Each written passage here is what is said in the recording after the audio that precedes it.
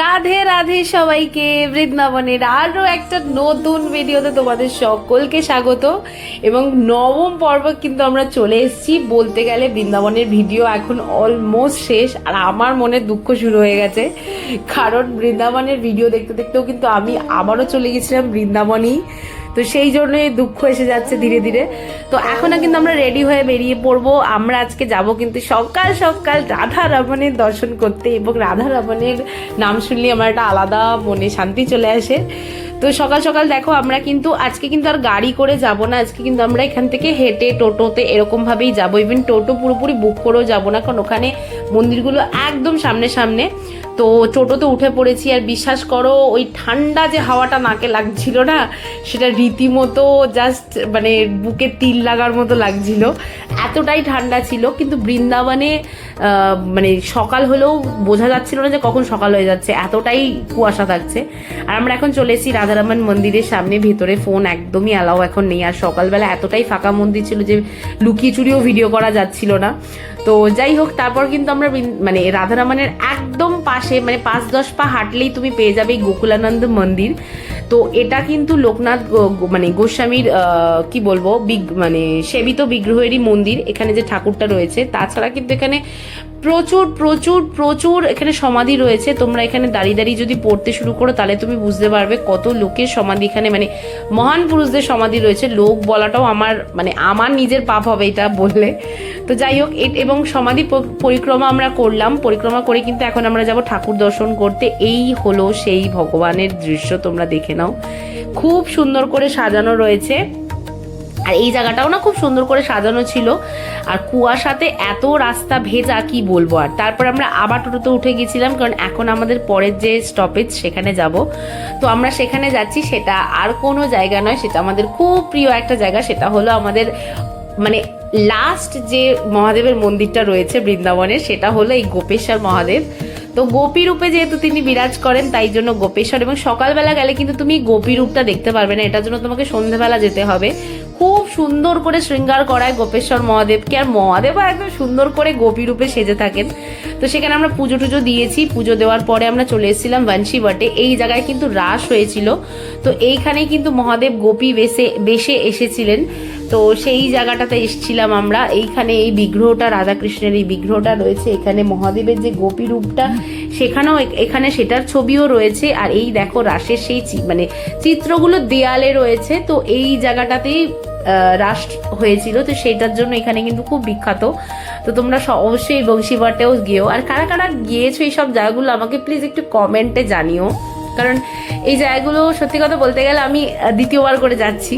আর তারপর কিন্তু আমরা চলে এসেছি সপ্তনিধির একটা ঠাকুর দর্শন করতে, গোপীনাথ মন্দিরে এসেছি। আর এইবার কিন্তু আমি ভিডিও তুলেছি, আগেরবার আমি ভিডিও তুলতে পারিনি, কারণ ফোন অ্যালাউ করছিল না। এবার লুকি চুরি হলেও তুলেছি।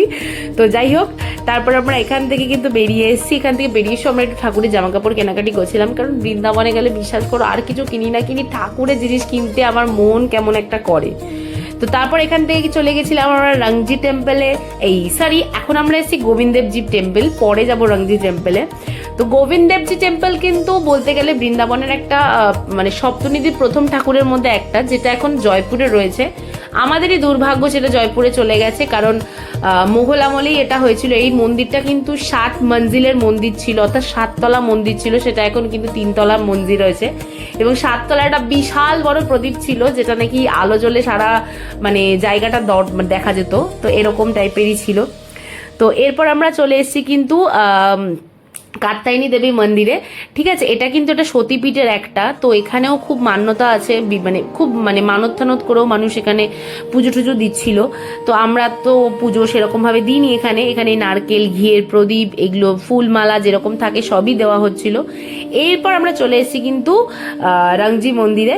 তো এটা বেসিক্যালি কিন্তু সাউথের যে মানে ধরনটা হয় সেই টাইপেরই মন্দির, তোমাদের বলেছি। আর এবার আমরা পুরো পেছন দিয়ে ঘুরে গেছি, তো যার জন্য আমাদের অনেকটা হাঁটা ছিল। আর আমি পাগলের মতো বৃন্দাবনে গান গাইতাম, নাচ করতাম। তো এখানে গেলে বিশ্বাস করো তোমার এমনি এসব চলে আসবে, তোমাকে কাউকে বলতে হবে না। হ্যাঁ, কিছু কিছু জিনিস হয়তো ক্যামেরার মধ্যে ঢুকে পড়ে, কিন্তু এমন নয় যে ক্যামেরাতে দেখানোর জন্য এগুলো করছি। যাই হোক, আর এই হলো সেই সোনার তালগাছ, যেটা আমরা এখানেও কিন্তু আমরা প্রায় আধ ঘন্টার ওপর দাঁড়িয়েছিলাম মন্দির দর্শন করব দেখে। তো ফাইনালি কিন্তু ঠাকুরের বিগ্রহ আমরা দর্শন করেই তারপরেই গেছি এখান থেকে, কারণ লাস্টে তো আমরা বসেই পড়েছিলাম, কারণ অনেকক্ষণ হয়ে গেছিলো অ্যাকচুয়ালি।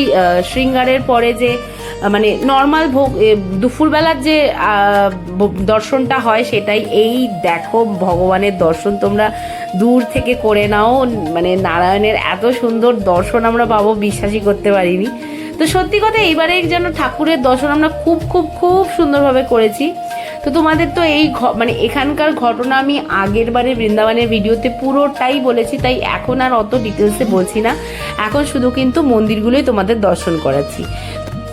আর এখন আমরা চলে এসেছি সকালের ব্রেকফাস্ট খেতে লুই বাজারের এখানে। এখানে গরম গরম কচুরি ছিল, আর একটা কি লুচি ফুচি কি সব ছিল, আমার অতটা ভাই নাম মনে নেই। খাওয়ার দরকার খেয়েছি, কারণ ভীষণ টেস্ট। আমি খাবার নিয়ে অতটা মাথা ঘামাই না, কারণ আমার দর্শনটা মেন। তো তারপর আমরা এখানে এসেছিলাম, একটু টুকটাক কেনাকাটি চলছিল মাদের, আমরাও কিছু কেনাকাটি করছিলাম।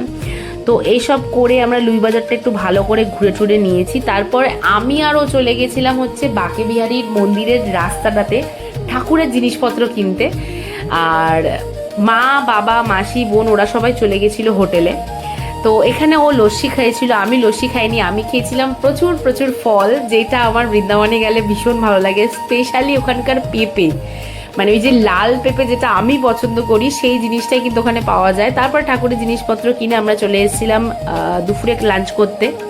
লাঞ্চ টাঞ্চ করে সবাই একটু রেস্ট নিচ্ছিল, আমি আর ও কিন্তু রেস্ট নিইনি, কারণ বৃন্দাবনে গিয়ে যদি তুমি রেস্ট নাও প্রত্যেকটা ক্ষণে ক্ষণে ওখানে কৃষ্ণের সাথে অনুভূতি তুমি মিস করে যাবে, কারণ ওখানে সেকেন্ডে সেকেন্ডে ভগবানের সাথে তুমি নিজেকে সংযোগ করতে পারবে। তো আমরা সেগুলো চাইনি একটু মিস করতে, তাই আমরা পুরো দিনটাকেই এনজয় করতাম, শুধু রাত্রেবেলায় ঘুমোতাম আমরা।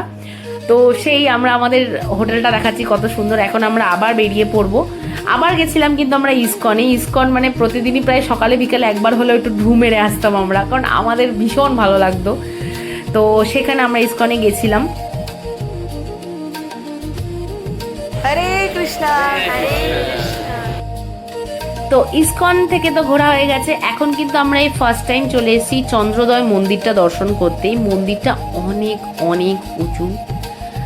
তারপরে এখানে ভেতরে ঢোকার পরে তোমাকে জুতো খুলে তো ঢুকতে হবেই, তারপরে তোমাকে জুতো রাখার জন্য আলাদা টাক আছে, তারপরে মোটামুটি তোমাকে 4-5 তলা সিঁড়িতে উঠতে হবে।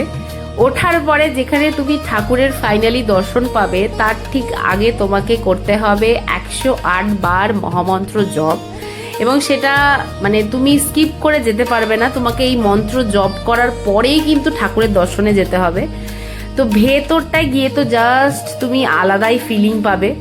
তারপরে আমরা দেখলাম ভগবানের দর্শন, এত সুন্দর বিগ্রহ, সাথে এই দেখো এখানে একটা ছোট মতো রেপ্লিকা করা রয়েছে মানে মন্দিরটার। তারপরে তুমি যখন বেরোতে গেলে কিন্তু তুমি ডিরেক্ট বাইরে বেরোতে পারবে না, এখানে তুমি পাবে প্রথমে প্রসাদ, মানে প্রসাদ মিন্স খাবারের জায়গা, শপিং করার জায়গা, ঠাকুরের জিনিস কেনাকাটির জায়গা, প্লাস নিজের তো আছেই। তো এই সব কিছু করার পরে ফাইনালি যখন তুমি বেরোবে, সেখানে দেবে প্রসাদের মানে টোকেনও আছে। টোকেন দিয়ে তুমি লাইন দিয়ে প্রসাদ কিনতেও পারো, মানে নিতেও পারো, কেনাটা নয়, এখানে ফ্রিতেই প্রসাদ দেয়।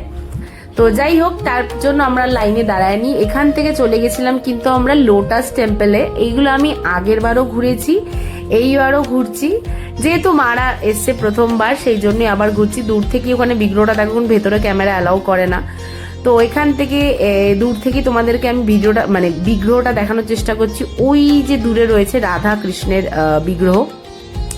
তারপর কিন্তু আমরা চলে এসেছিলাম মাতারানী টেম্পল, যেটা 4 ধাম বলা হয়। তো এখানে বেশ কিছুক্ষণ আমরা সময় কাটিয়েছি, ঠাকুরের দর্শন করেছি। তো চলো সেগুলো আমরা দেখতে থাকি।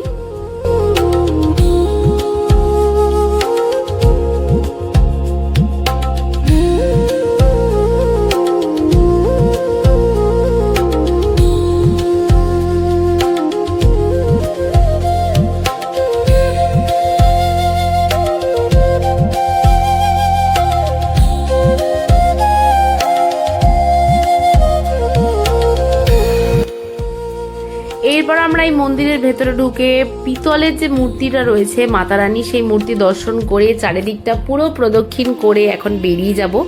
বেরিয়ে আমরা যাব হচ্ছে গুহতে। গুহার ভিতর ঢুকে আমরা কিন্তু অনেকটা গিয়েছিলাম, তারপর আর বেশি দূর যাইনি, কারণ পুরোটাই অন্ধকার ছিল। তারপর আবার বাড়ি ফিরতে হবে, পরদিন আবার ভোরবেলা ট্যুর রয়েছে, ওই জন্য কিন্তু বেশি দূর যাইনি। তো এখান থেকে ঘুরে ঠুরে বাইরে বেরিয়ে গিয়েছিলাম আমরা। তো এরপর তো আমরা হোটেলে গিয়ে রাত্রে ডিনারটা সেরে নিয়েছিলাম হোটেলেই।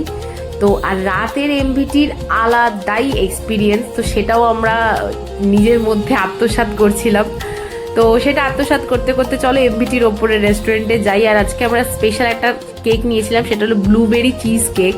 তো চলো, তো আজকের ভিডিওটা তো মোটামুটি বলতে গেলে আমরা এখানেই শেষ করছি। ভালো লাগলে লাইক, কমেন্ট, শেয়ার আর সাবস্ক্রাইব করে দিও। আর আগের ভিডিওগুলো অবশ্যই দেখো। তো সবাইকে রাধে রাধে।